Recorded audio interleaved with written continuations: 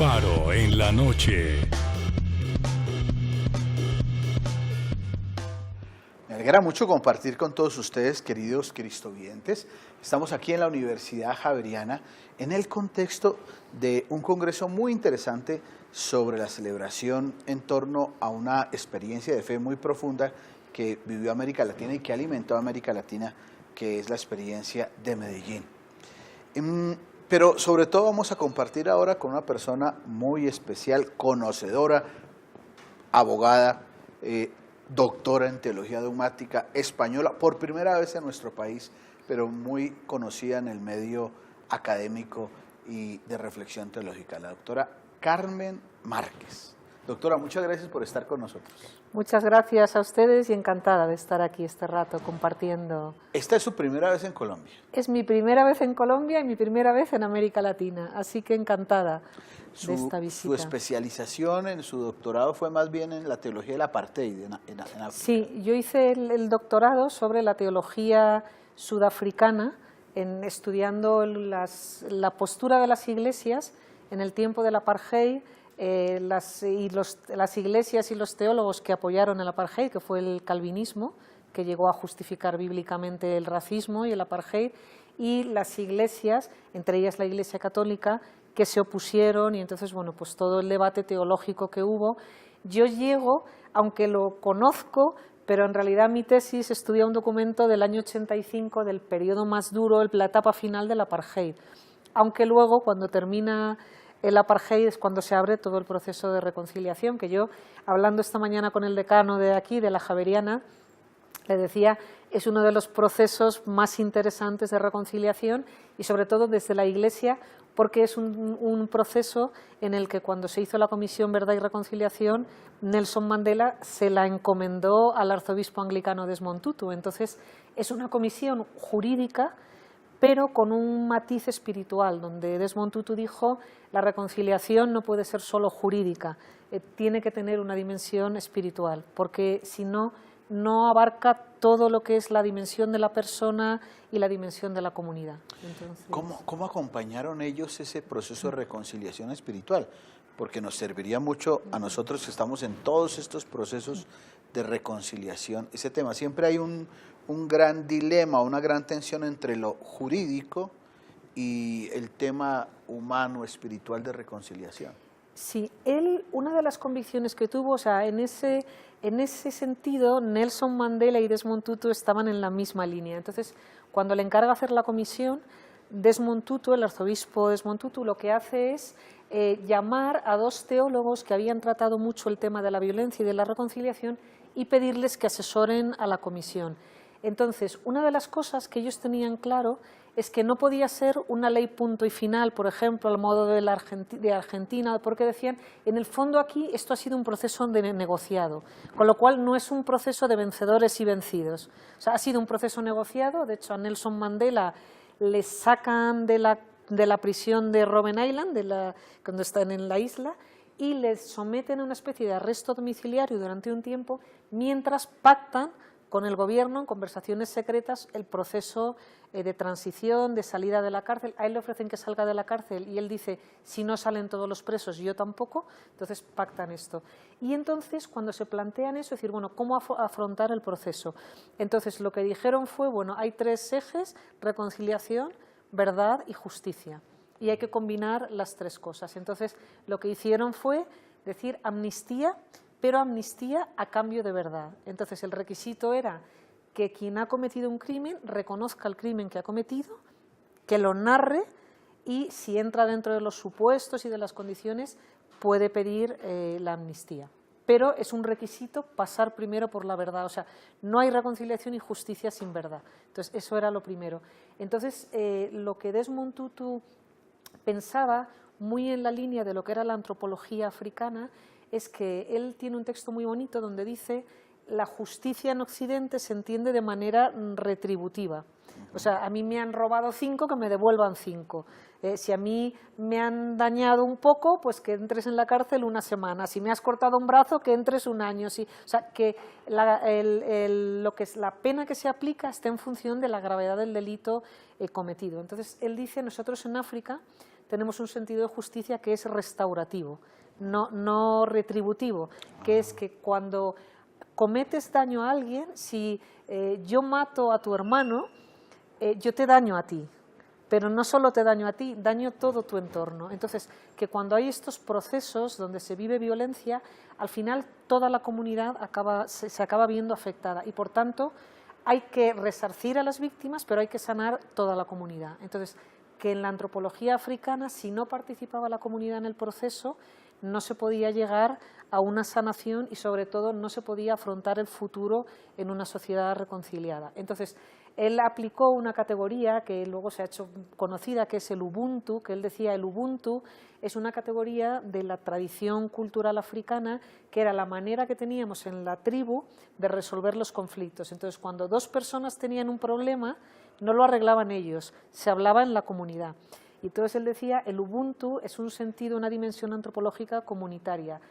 Él explicaba que en África, decía, en Occidente, ustedes tienen la teoría pienso, luego existo. O sea, yo primero, entonces pienso, luego existo, es que yo existo primero y después me relaciono con los demás. Y dice, nosotros en África tenemos un sentido comunitario, o sea, yo existo porque la comunidad me da la vida, me acompaña, o sea, es la comunidad la que hace que yo exista. Sin comunidad yo no existiría. Entonces, él dice, eso es el Ubuntu, que la expresión africana es yo soy porque somos, o sea, yo existo porque existimos como comunidad, si no yo no existiría. Entonces, no se puede pensar un proceso de reconciliación donde no participe toda la comunidad. Entonces, Mandela y Desmond Tutu lo pensaron como un proceso de sanación nacional.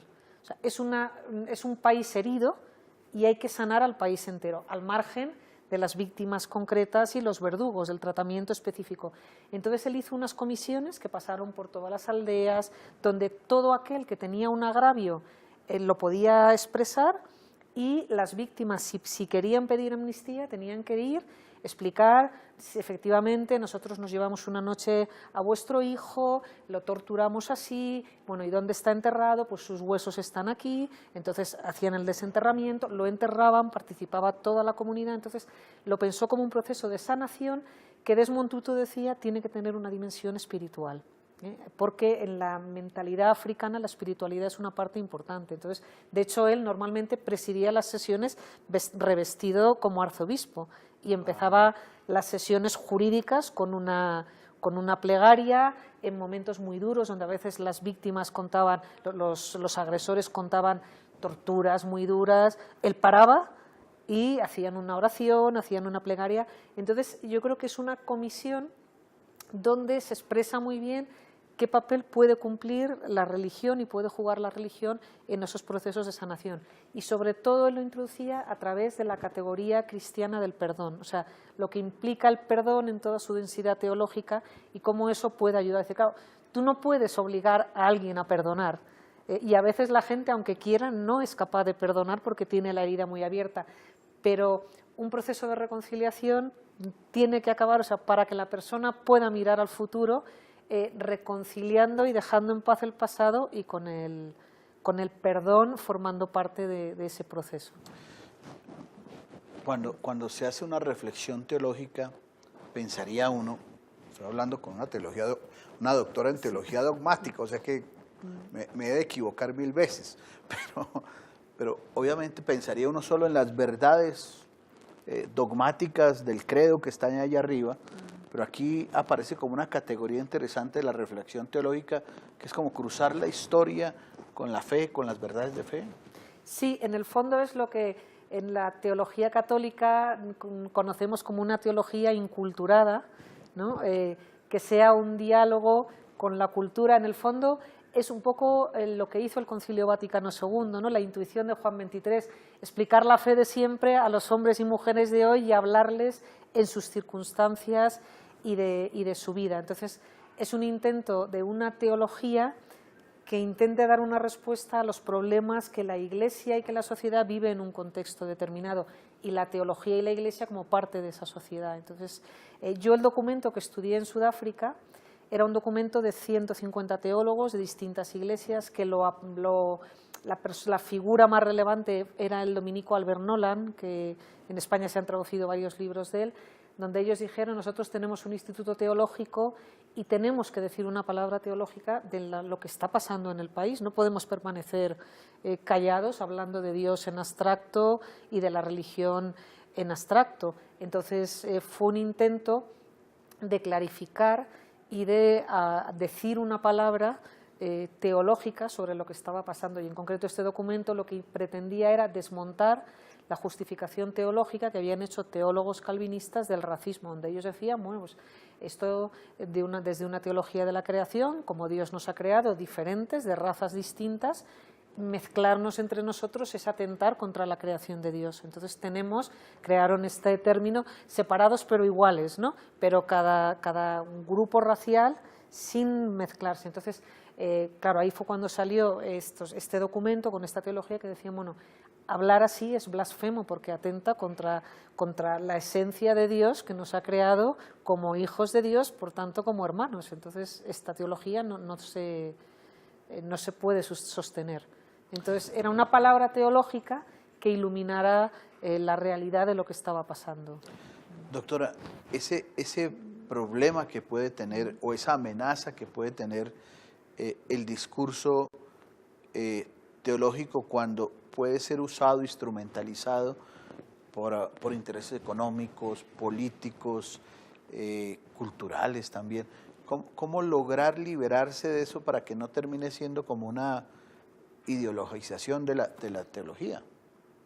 Claro, yo creo que ahí la teología siempre tiene que hacer como ese ejercicio de discernimiento crítico y atento por una parte tiene que ser una reflexión desde la escritura, desde la tradición de la Iglesia, mirando también al contexto, pero también no cayendo en a veces unas inculturaciones que terminan en desviaciones de la fe cristiana.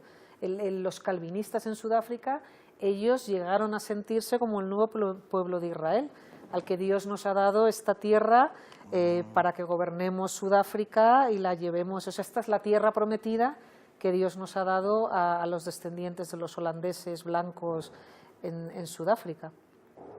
Entonces se logró entonces, a partir de esa reflexión teológica, poder entender pues que ese proceso de reconciliación sí fue efectivo. O sea, realmente lo del apartheid y todo lo demás sí generó un proceso de reflexión y de reconciliación en África. Sí, generó un proceso porque en parte, o sea, así como hubo iglesias que apoyaron el apartheid, sí que hubo también un testimonio que fue muy importante de iglesias, de teólogos, de sacerdotes, de obispos, muy comprometidos en la lucha contra el racismo y contra el apartheid. Y eso ayudó mucho también en la transición democrática, porque eran voces creíbles que podían acompañar en ese proceso de reconciliación.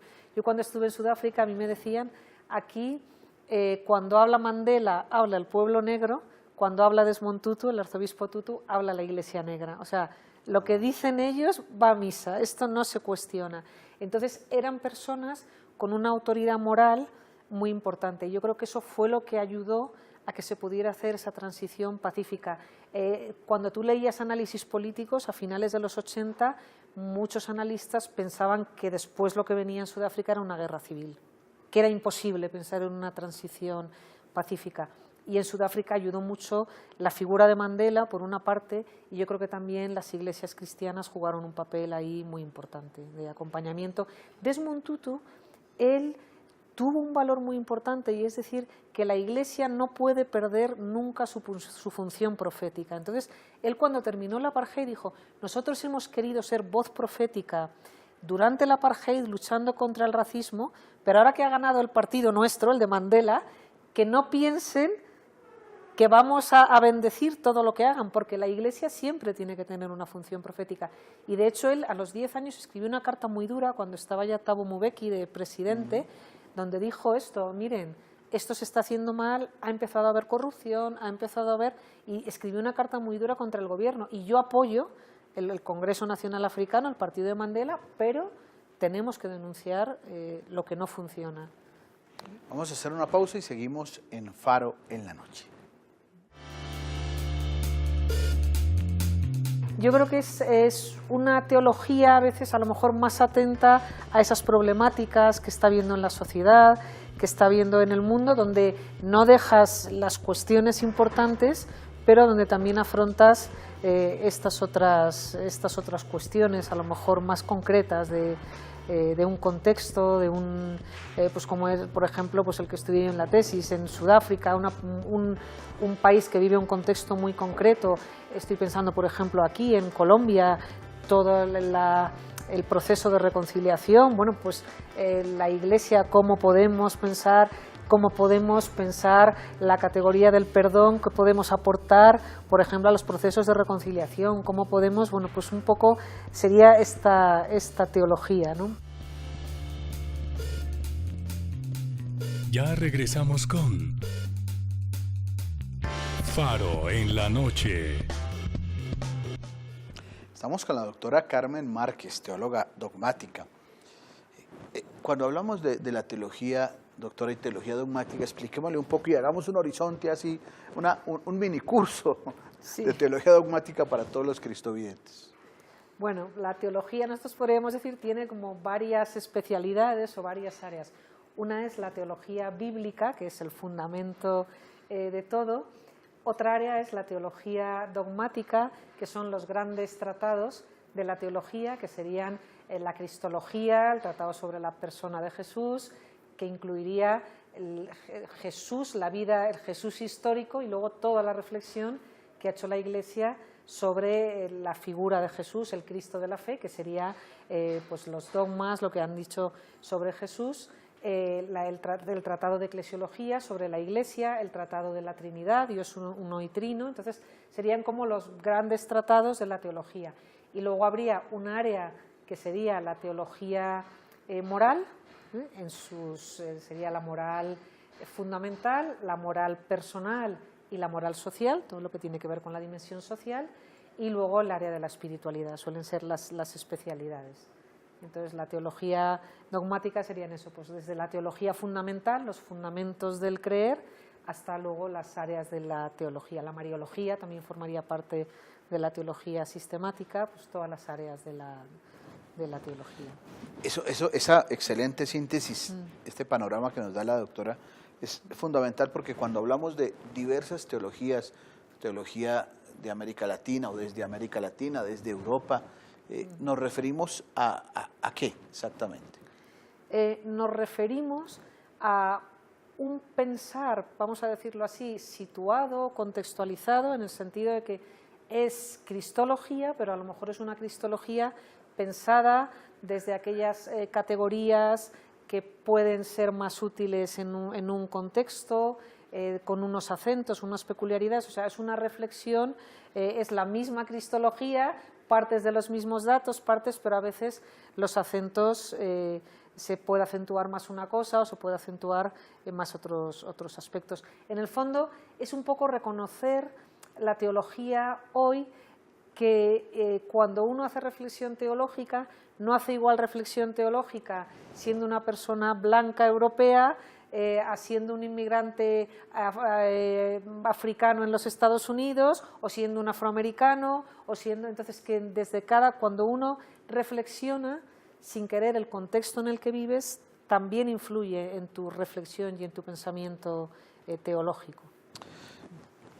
Con la figura del Papa Francisco, como que la teología empieza a mirar de una manera especial a América Latina, o ya la había mirado desde tiempo atrás, pero se ha centrado un poco la reflexión teológica con el Papa Francisco en el pensamiento de América Latina. Sí, o sea, yo creo que la teología latinoamericana hizo una gran aportación con la recepción que hizo del Concilio Vaticano II a través de las conferencias de Medellín, Puebla, y con esa categoría que yo creo que ya ha quedado incorporada a la teología de la opción por los pobres. Entonces, yo creo que la gran visibilidad y la gran aportación teológica parte de la recepción que hace América Latina del concilio, ¿no? Inculturado o adaptado al contexto, a la situación latinoamericana, y que el Papa Francisco toma, en el fondo el Papa Francisco hace una teología que brota de Gaudium et Spes, de Evangelii Nunciandi y de las conferencias latinoamericanas. Entonces, es una teología donde incorpora también esos elementos de esa riqueza que ha aportado la teología y la Iglesia latinoamericana al conjunto de la Iglesia. Bueno, la profunda conexión que hay entre España y América Latina por la evangelización y en tiempos ya modernos por la cantidad de misioneros españoles que acompañaron los procesos de América Latina, ¿también alimentó el pensamiento teológico en España? Sí, en España la teología española, que vivió de espaldas, porque la historia de España en el último siglo ha sido una historia bastante distinta del resto de Europa. Nosotros tuvimos la Segunda República, la Guerra Civil, no participó España en la Segunda Guerra Mundial ni en la Primera, luego tuvimos la dictadura con el general Franco, después la transición democrática con la Constitución. Entonces fue una trayectoria diferente a la del resto de Europa. Entonces España, cuando el Concilio Vaticano II llega, la teología que se hacía, el episcopado, en las preocupaciones que tenía, en la forma de hacer teología, una teología muy de corte neoescolástico, se siente, o sea, para la Iglesia y para la teología española el concilio es una gran novedad, que le pilla un poco a pie cambiado, podríamos decir. Entonces la Iglesia española hace todo un proceso que además coincide con la transición democrática de recepción del concilio, donde tiene dos grandes influjos. Uno es la teología centroeuropea, es la época en la que los seminaristas o sacerdotes jóvenes estudian en Alemania, estudian en Frankfurt, en Innsbruck, salen a París también algunos, a Suiza. Entonces tienen influjo de esa teología centroeuropea, de Rahner, de von Balthasar, de Congar, y por otra parte tienen un gran influjo también de la teología latinoamericana, porque es una teología que en lengua es asequible y porque muchos teólogos y muchos estudiantes de teología de estos años han tenido experiencias de venir a América Latina, experiencias pastorales, han dado cursos, profesores de teología que a lo mejor compaginaban un semestre. Entonces hay un gran influjo tanto de la teología latinoamericana como de teólogos, teología europea, francesa, alemana. El magisterio del Papa Francisco, pues obviamente en América Latina es acogido con mucho cariño, con mucha receptividad, con mucha esperanza. ¿Cómo acontece eso en Europa, esta reflexión venida de un Papa que nace en Argentina? Pues yo creo que ha tenido una acogida muy buena y sobre todo, más allá de lo que ha expresado y de lo que ha escrito y de lo que ha dicho, hay una cosa que es muy importante, que es que ha sido como una especie de brisa de aire fresco para la Iglesia. O sea, en una Iglesia como la europea, más envejecida, ha sido como una renovación en los gestos, en las expresiones, en la manera de situarse. Entonces ha sido, yo creo, una esperanza para la Iglesia, ¿no? En una Iglesia donde se vivía una situación de crisis, de dificultad, donde parecía que no se encontraban en Europa, hay mucha dificultad con la transmisión de la fe, encontrar canales de transmisión de la fe, parece que lo que decimos no llega a la gente, no sabemos cómo llegar. Europa ha vivido un problema que es que nosotros, pues en el fondo en Europa siempre hemos pensado, es un continente de tradición cristiana, donde el judeocristianismo ha configurado la identidad europea, por tanto, Europa ya está inculturada en la fe cristiana. O sea, lo de la inculturación era para otros continentes. Entonces, con todos los cambios que ha habido con la secularización en las últimas décadas, lo que nos hemos encontrado es que es una sociedad donde ya ha dejado, algunos autores hablan, es una sociedad en parte poscristiana, o sea, donde gente que había estado educada en el cristianismo, sus familias, se ha cortado esa cadena de transmisión. Entonces, claro, ya no es primera evangelización, porque es una sociedad que ha sido evangelizada, pero tampoco puede seguir haciendo pastoral, dando por hecho que todo el mundo es creyente, es practicante. Entonces, de ahí esa idea de la nueva evangelización, hay que volver, o sea, hay que inventar una manera de llegar a la gente y con unas categorías nuevas, porque parece que no encontramos cómo llegar. Entonces, yo creo que la llegada del Papa Francisco ha sido como de repente ver que él vuelve a conectar con la gente. O sea, es una cosa llamativa que a mucha gente que no es de Iglesia y que se muestra muy reacia hacia la Iglesia, Sin embargo, es un papa que les cae bien y que reciben positivamente muchos de los mensajes que él transmite y muchos de los gestos. Yo creo que es un papa que lo que está mostrando es que en nuestra sociedad tan importantes son los gestos como las palabras. O sea, cuando él, nada más ser elegido papa, fue a Lampedusa a celebrar el funeral, en Europa el problema de los refugiados en ese momento era un problema vital, humano, que dividía a la gente, porque era una cuestión de humanidad que estabas viendo agolpándose a la gente en las fronteras. Entonces, ese gesto del Papa Francisco, claro, fue muy simbólico para la gente. Entonces, yo creo que sí que ha devuelto una esperanza muy grande en la posibilidad de transformación de la Iglesia, de conversión y, sobre todo, de llegar a la gente, de cómo poder conectar con la gente y cómo poder acercar el mensaje cristiano a la gente hoy. La presencia de la cultura musulmán en Europa, ¿cómo se entiende o qué reflexión genera en torno a esa construcción del ambiente judeocristiano de Europa? Sí, aquí habría que poner primero como varios presupuestos. Uno es que Europa ha tenido una presencia musulmana importante. De hecho, España ha tenido presencia musulmana 7 siglos. O sea, nosotros tenemos todavía tradiciones culinarias, nombres de ciudades, de pueblos que vienen de los árabes, de la presencia árabe. Entonces, por una parte hay una presencia. Por otra parte, es verdad que la identidad europea siempre se ha configurado en confrontación frente al Islam. O sea, el Islam era la amenaza, el Mediterráneo era la amenaza de la que te llegaba el Islam. Entonces, hay un elemento ahí importante. Y luego, para nosotros hoy, o sea, el gran problema en Europa en este momento es qué posibilidades hay de que las comunidades musulmanas se integren como minoría religiosa en Europa y asuman valores y principios a los que las sociedades democráticas europeas no quieren y no están dispuestos a renunciar. Pues la igualdad, por ejemplo, de la mujer, la secularidad, o sea, que las religiones tengan una presencia pública, pero pensando que no estás en una sociedad confesional. O sea, si el Islam será capaz de adaptarse a los valores de la Europa occidental sin que tengan la sensación de que están renunciando a su identidad religiosa. O sea, que yo, para adaptarme a Europa, tengo que dejar elementos que son fundamentales de mi religión. Entonces, si se puede pensar en algo que los especialistas han llamado en un euroislam adaptado a la sociedad y a los valores y a la cultura europea. Entonces, es uno de los temas que ahora en Europa produce mucho debate, en parte porque la propia identidad europea está a debate. O sea, Europa tiene un problema identitario. Yo vengo de España, donde estamos por una parte integrados a la Comunidad Europea, por otra parte estamos viendo ahora nacionalismos locales con la cuestión catalana que está. Entonces, la propia Europa está en un proceso de redefinición identitaria. Entonces, esta problemática pone más todavía en cuestión esa identidad, porque nosotros, al menos culturalmente, aunque haya mucha gente ahora que no se declare creyente, pero culturalmente somos cristianos. O sea, provenimos de la herencia. En Europa se dice, hay 3 elementos que configuran la identidad europea.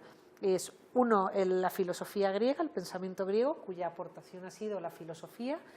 Otro, Roma, y lo que nos ha dejado sobre todo es la organización, la administración y todo el ámbito jurídico. Nuestro derecho viene del derecho romano. Y en el ámbito ético, el judeocristianismo. Entonces, en el fondo, son las 3 pies sobre los que se ha configurado la identidad europea. Hay un teólogo que dice serían el Gólgota, la Acrópolis y el Partenón, ¿no? Los 3 símbolos de la identidad europea. Entonces, con la identidad religiosa ya ha habido ahí problema, porque cuando se hizo la Constitución Europea, si había que hacer una referencia al cristianismo o no, porque ahora estamos en sociedades seculares, y claro, la presencia del Islam cuestiona todavía más. Entonces, el problema más fundamental es este, o sea, si se puede pensar en un Islam adaptado a los valores culturales y democráticos de las sociedades europeas. Hacemos una pausa y seguiremos conversando con la doctora Carmen. Yo creo que es una teología a veces a lo mejor más atenta a esas problemáticas que está viendo en la sociedad, que está viendo en el mundo, donde no dejas las cuestiones importantes, pero donde también afrontas estas otras cuestiones a lo mejor más concretas de un contexto, pues como es, por ejemplo, pues el que estudié en la tesis, en Sudáfrica, un país que vive un contexto muy concreto. Estoy pensando, por ejemplo, aquí en Colombia, todo el proceso de reconciliación, bueno, pues la Iglesia, cómo podemos pensar la categoría del perdón que podemos aportar, por ejemplo, a los procesos de reconciliación, cómo podemos, bueno, pues un poco sería esta teología, ¿no? Ya regresamos con Faro en la noche. Este es el tiempo de los laicos. Desde el Concilio Vaticano II eso se ha insistido mucho. Y por eso cuando hablo con usted, notamos aquí que es una teóloga comprometida, laica, comprometida en esto. En Europa el compromiso de los laicos y el esfuerzo de que los laicos sean formados, muy bien formados, se convierte también en un estímulo que también uno ve que empieza a surgir en América Latina. Pero es normal, digamos así, ver teólogos y teólogas en la Iglesia europea. Yo creo que cada vez va siendo más normal que haya teólogos laicos y gente que se preocupe por estudiar teología. Nosotros en mi universidad, que es la Universidad Pontificia Comillas, que está hermanada con la Javeriana, es universidad también de la Compañía de Jesús, tienen un bachillerato en teología, un programa para en un horario pensado para que un laico que trabaja pueda acceder a los estudios teológicos. En parte porque hoy yo creo que en una sociedad cada vez más plural, con preguntas nuevas y con muchas preguntas, yo creo que los cristianos hoy tienen cada vez más necesidad de herramientas que les ayuden a fundamentar, a sustentar su vida de fe, a responderse a sí mismos muchas preguntas y también a responder hacia afuera cuando se ven cuestionados, interpelados, a tener herramientas que te ayuden a entender qué es el cristianismo y a poder dar razón también de la fe. Usted se ha especializado en lo que es la teología de frontera, que tiene que ver mucho también con este tema de lanzarse a compartir desde otras realidades, con la capacidad de poder iluminar, discutir, plantear cosas. Hablemos un poco de esa teología de frontera. Sí, yo creo que es un poco en la línea de lo que el Papa Francisco plantea, ¿no? Él habla mucho también, hay que salir a las fronteras, ¿no? A las periferias, pues un poco sería esto. Y él dice porque es en las periferias donde mejor a veces se perciben las cuestiones, ¿no? Entonces, bueno, yo creo que es una teología a veces a lo mejor más atenta a esas problemáticas que está viendo en la sociedad, que está viendo en el mundo, donde no dejas las cuestiones importantes, pero donde también afrontas estas otras cuestiones a lo mejor más concretas de un contexto, pues como es, por ejemplo, pues el que estudié en la tesis, en Sudáfrica, un país que vive un contexto muy concreto. Estoy pensando, por ejemplo, aquí en Colombia, todo el proceso de reconciliación, bueno, pues la Iglesia, cómo podemos pensar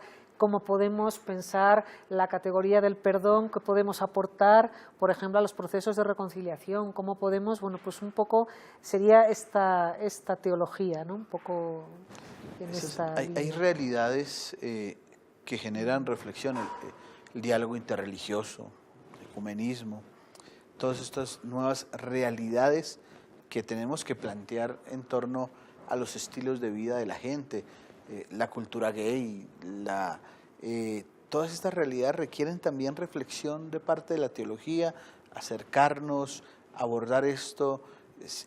¿Cómo se haría reflexiones desde esas líneas? Yo creo que sí, que indudablemente. Nosotros en este encuentro que hemos tenido, que ha sido, en realidad, ayer y hoy tuvimos el encuentro sobre la pastoralidad de la teología, este encuentro viene de un grupo de teólogos ibero-latinoamericanos, que nos reunimos el año pasado en Boston por primera vez con la idea de bueno, pensar, repensar la teología, también en ese proceso de reforma propuesto por el Papa Francisco, bueno, cómo podía la teología acompañar ese proceso y la teología en concreto en español, bueno, pues qué palabra podía decir, qué palabra podía aportar. Entonces, este segundo encuentro por tema ha tenido la pastoralidad de la teología, con esta idea, o sea, que en el fondo no hay teología dogmática, no hay cristología, mariología, y luego una asignatura que es teología pastoral, que es a ver ahora cómo aplico yo eso, cómo encuentro claves para aplicar eso, sino que en el fondo toda teología tiene que plantearse desde una dimensión pastoral, o sea que en el fondo la teología es un servicio a la comunidad, y tú cuando haces teología tienes que pensar en esa dimensión pastoral, o sea, en que tú haces teología desde una comunidad y también al servicio de la Iglesia. Realidades complejas de la teología nos generó toda la reflexión del Papa sobre el amor y Leticia, el tratamiento y la cercanía para esas nuevas realidades de vida familiar. Parecieran muchas veces que como que ciertas realidades católicas o cristianas como que se resisten a pensar en esto sin ponerle un toque de moralidad, de pecado, de mucha cosa compleja. ¿Qué pasa ahí cuando nos acercamos a eso? O sea, cuando reflexionamos sobre la teología es interesante, pero cuando vemos ya esas situaciones de diálogo con los que no son cristianos o con los que son cristianos pero no católicos, diálogo con otras maneras de entender la vida de familia, ¿cómo lograr ahí puntos de encuentro? Sí, yo creo que nosotros, uno de los grandes retos para la Iglesia es que vivimos en sociedades cada vez más plurales y más diversas. Yo estoy pensando en España en unas décadas ha pasado de ser un país mayoritariamente católico, donde la Iglesia tenía mucho peso en la configuración social, ahora a ser un actor más y muchas veces hasta un actor donde se le cuestiona que pueda tener una palabra pública, ¿no? Entonces, claro, es un contexto completamente diferente, de realidades nuevas, y yo creo que son realidades que hay que repensar también y que hay que pensar desde la teología. Nosotros el concilio ya abrió, por ejemplo, la puerta al ecumenismo, al diálogo con cristianos de otras iglesias y confesiones cristianas, abrió o inició el camino del diálogo interreligioso, ya dando las pautas con Nostra Aetate. Sobre eso luego se ha seguido avanzando, y nosotros nos encontramos también con un contexto desde realidades familiares muy diversas, donde bueno, pues yo creo que el Papa Francisco lo que ha hecho es poner todas esas cuestiones sobre la mesa y ver un poco la Iglesia cómo se pueden ir afrontando, ir abordando todas esas cuestiones y nuevas situaciones que se producen fuera de la Iglesia, pero también en la Iglesia. O sea, yo creo que para la Iglesia el gran reto es que vivimos en una sociedad de grandes transformaciones y es cómo hacer un análisis lúcido de eso y poder hacer una lectura creyente de todas esas realidades, en sus problemas y en sus desviaciones y también en sus posibilidades y oportunidades. A mí me gusta mucho cuando el Papa Francisco dice que no hay que buscar a Dios en el tiempo pasado, o sea, que Dios habla por igual en todas las épocas y en todos los tiempos. Entonces, que hay que saber ver dónde habla Dios hoy y acompañar también a la sociedad y al mundo hoy. Denunciar aquello, y el Papa ha denunciado mucho pues en la globalización, los problemas que ha dejado, la gente que ha dejado orillada en los márgenes, pero también el hacer una lectura de los signos de los tiempos hoy, o sea, ver cómo se está transformando la sociedad y ver ahí la Iglesia cómo puede seguir predicando la palabra de Dios y transmitiendo el Evangelio a una sociedad que está sometida a grandes cambios. Cuando los obispos de América Latina se reúnen en algo que se llama la Conferencia Episcopal Latinoamericana, y se reunieron en Río de Janeiro, fue la primera, y en Medellín se reunieron ya hace bastantes años, 50 años, medio siglo. Medio siglo. Este congreso, en el contexto de este congreso, estamos haciendo este faro de reflexión sobre lo que generó esa reunión de los obispos de América Latina y del Caribe en Medellín.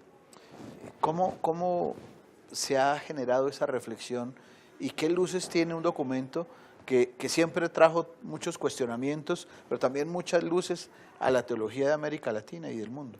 Sí, Pues nosotros, o sea, la idea de hacer un congreso, o sea, en principio este encuentro era el encuentro de teólogos, continuación del encuentro del año pasado que se hizo en el Boston College, en la universidad que tienen los jesuitas en Boston. Entonces, viendo que se cumplían 50 años, esta mañana nos decía Luis Guillermo Sarasa, el decano, hombre, viendo que se cumplían 50 años en Medellín, parecía casi obligado el también decir algo, porque en este encuentro, en el fondo, es una idea también de seguir avanzando la teología en español y hacer también un encuentro intergeneracional. O sea, el año pasado estuvo Gustavo Gutiérrez, estuvo el padre Scanone también, o sea, las figuras que tuvieron mucho peso en Medellín, en los inicios de esta teología latinoamericana. Entonces, un poco era también pues, decir una palabra de celebración y de lo que ha significado Medellín con ese inicio de las conferencias del CELAM y que ha significado. Gustavo Gutiérrez iba a participar, pero finalmente por enfermedad no ha podido asistir. Sí que está Scanone, sí que están algunas de las figuras, Pedro Trigo, pero un poco la idea era esta, celebrar el acontecimiento de Medellín y recordarlo también a 50 años vista, también yo creo que con la perspectiva que da el tiempo. El tiempo también da una perspectiva a veces más serena y más distante para ver de todo aquello que ha permanecido, que ha sido más coyuntural y por dónde habría que seguir caminando. Esas líneas que dio Medellín son hoy aplicables, digamos, en esta reflexión que el Papa Francisco ha tenido sobre el pueblo fiel de Dios, sobre el cuidado de la tierra, sobre el cuidado de los más frágiles. Yo creo que hay elementos que sí, del Papa Francisco se dice que él está muy arraigado en lo que se llamó la teología del pueblo, que se hizo en Argentina, que era como una de las orientaciones de la teología latinoamericana después del concilio, que en Argentina tuvo esa peculiaridad de lo que se llamó la teología del pueblo, más centrada mucho en aspectos culturales, en aspectos... Entonces él engarza con esa línea teológica. Es verdad también que en estos 50 años han cambiado, o sea, la sociedad ha cambiado mucho. Nosotros ahora vivimos la globalización, vivimos una sociedad mucho más plural, más interreligiosa, con grandes movimientos migratorios que previsiblemente van a ir a más. Entonces, es verdad que hay que hacer también una lectura actual de los signos de los tiempos hoy. O sea, nosotros en ese cambio de paradigma que está significando la globalización, hay que repensar ¿qué implica eso también para el cristianismo, para la fe? O sea, nosotros hoy nos relacionamos de manera distinta por Internet, hemos creado una visión diferente del espacio, del tiempo. Ahora lo que pasa aquí, inmediatamente, a los 10 minutos mis amigos en España lo pueden estar viendo o lo pueden... Entonces, todos esos grandes cambios hay que pensar qué implicaciones tienen para la vivencia y la transmisión de la fe hoy. Entonces yo creo que siempre la teología funciona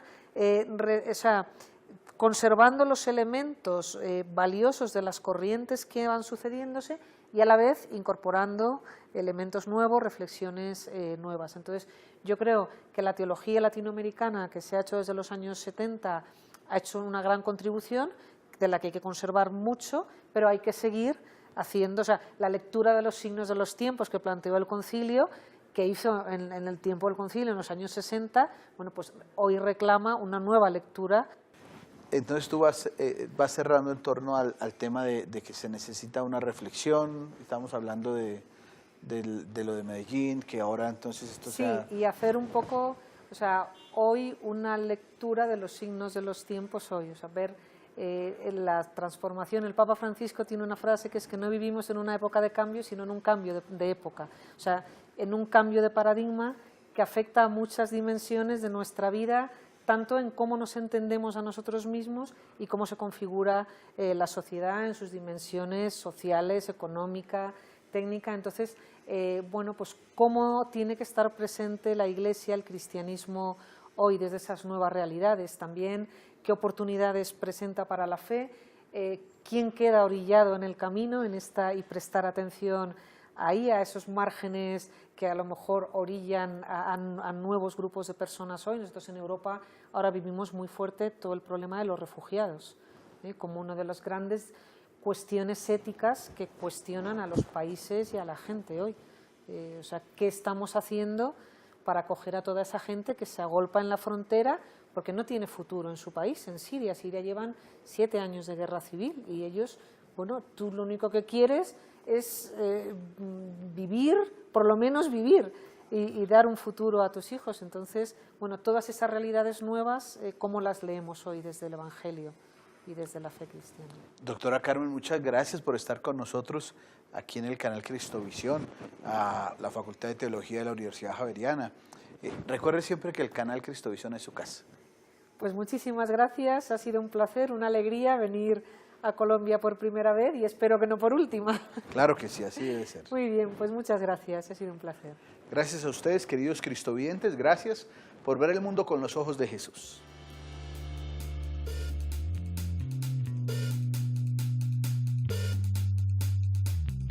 Faro en la noche.